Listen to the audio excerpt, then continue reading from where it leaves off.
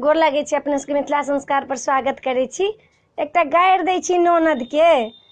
के जे गारि होइए से एकटा दै छी। गोरी बदन नीला साड़ी ओ साड़ी वाली, गोरी बदन नीला साड़ी ओ साड़ी वाली, साड़ी पहन नंदी गईली कॉलेज में, साड़ी पहन नंदी गईली कॉलेज में, प्रोफेसर सब मारे हंस के ताली ओ साड़ी वाली, प्रोफेसर सब मारे हंस के ताली ओ साड़ी वाली, गोरी बदन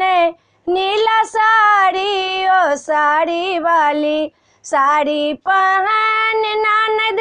गईली बाजार में, साड़ी पहन ननद गईले बाजार में, बजरिया के लोको मारे ताली ओ साड़ी वाली, बजरिया के लोको मारे ताली ओ साड़ी वाली, गोरी बदन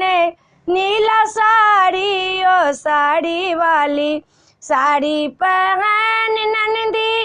गईली स्कूल में, साड़ी पहन नंदी गईली स्कूल में, विद्यार्थी सब मारे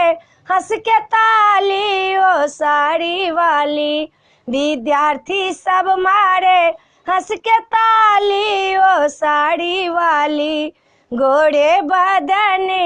नीला साड़ी ओ साड़ी वाली, गोरे बदन नीला साड़ी ओ साड़ी वाली। वीडियो में यह छल, अपने सबके नीक लागत ई गारि ननद के तो हमरा चैनल के सब्सक्राइब करऽ नहीं बिसरबै, लाइक करऽ नहीं बिसरबै, कहऽ नहीं बिसरबै। जय मिथिला, जय माता जी।